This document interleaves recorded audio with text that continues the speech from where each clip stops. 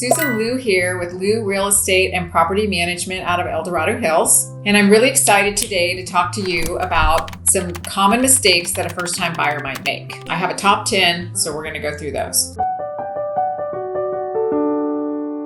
So the number one would be not starting the approval process early enough. You're going to need to have that pre-approval letter in your hand before you can write an offer. So it's really important to go meet with the lender or two, which we'll talk about in a minute, to have a pre-approval letter to be able to submit with any offers that you might write. There is nothing worse than going out and finding your dream home and then you can't write an offer because you don't have your pre-approval letter. So it's really important to do that. If you don't have a lender, I have a couple lenders that I can refer you to. Number two would be looking at only one mortgage lender. So each lender might have access to different programs. So where one might have some help with points, another might have some down payment assistance. So it's worth your time to go and talk to maybe two, maybe three mortgage lenders. You're going to have to give all your information over again, but once you've got it together once, it's pretty easy to give it to the second mortgage company. So it might be good to at least get two opinions on what you might qualify for. Number three would be not working with a real estate agent. Now, do you have to work with a real estate agent? Of course not. It's not required, but it's probably a good idea,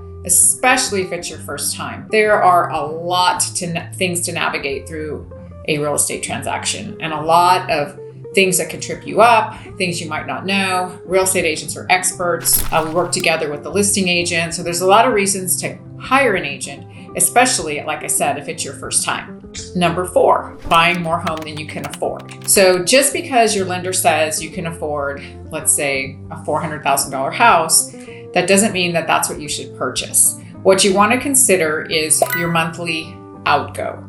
So on top of the mortgage that you're now going to have, are my utilities going to be higher? What are my maintenance costs going to be? So you want to factor all of that in when you shop. So like I said, just because your mortgage lender says you qualify for this, they're looking at your debt to income ratio. They're not looking at your groceries, your medical bills, the fuel you need for your vehicles, all of those things together. So you definitely want to factor all of that in when you decide how much that you want to purchase the house for. And don't worry if your mortgage letter says you qualify for more. When we write the offer, we always ask the lender to write it for the amount we're writing the offer for. So the seller doesn't have an idea necessarily that you qualify for more home. So that's the strategy we use as real estate agents.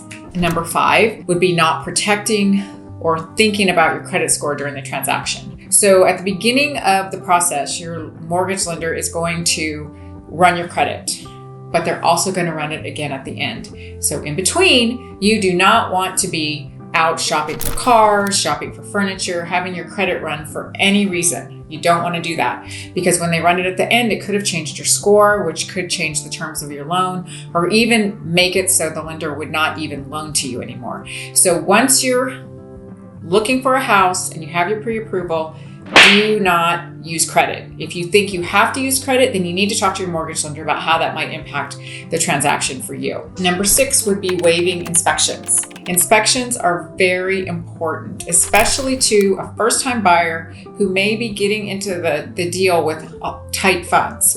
So there's going to be two main inspections that you want to consider. One is your whole house inspection and one is your pest inspection. So I'll talk about the whole house inspection first. So the whole house inspection, you hire an inspector. It's probably going to cost about $300 or $400, maybe $500, depending on the size of the house and if it's on a slab or, if there's crawl space underneath. But they're going to go through the whole house and they're going to go through and look at everything. They're going to run the microwave, they're going to run the HVAC, they're going to run the oven, they're going to test all the plugs.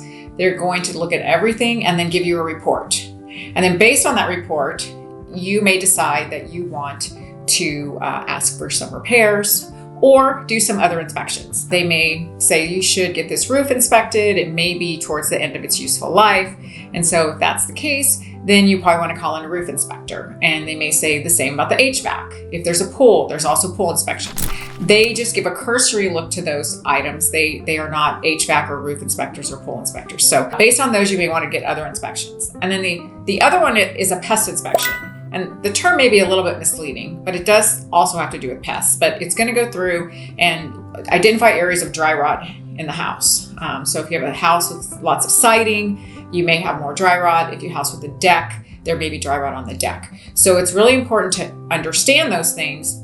And in some cases, you may want to ask again for those things to be repaired by the seller. So those are the 2 inspections that you really should do. And then based on what you find there, you may want to do more. But waiving those means I'm going to buy the house and I'm not going to ask for any repairs. I'm going to take it as is. So you need to understand that as well. Number 7 would be spending all your savings. That kind of goes with buying more house than you can afford. So you want to make sure you save some funds aside for some maintenance issues you might need. I mean, some may not have anything to do with the condition of the house, but every year we need to clean our gutters, right? We need to clean our gutters.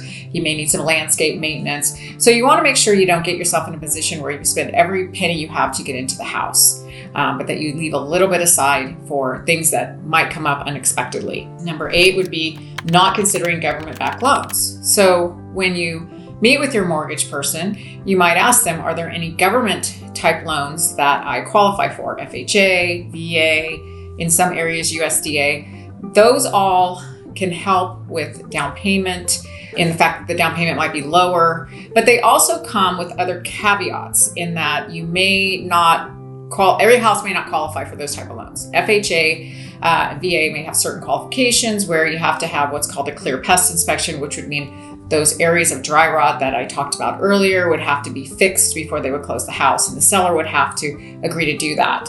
So sometimes sellers, if they know their house has issues, they may prefer a conventional loan over an FHA loan, but it is definitely worth talking to your lender about those opportunities for you. And then 9 and 10 go together, rushing to make your offer or waiting too long. So when you write the offer, you want to make sure you really, really want the house for a couple of reasons.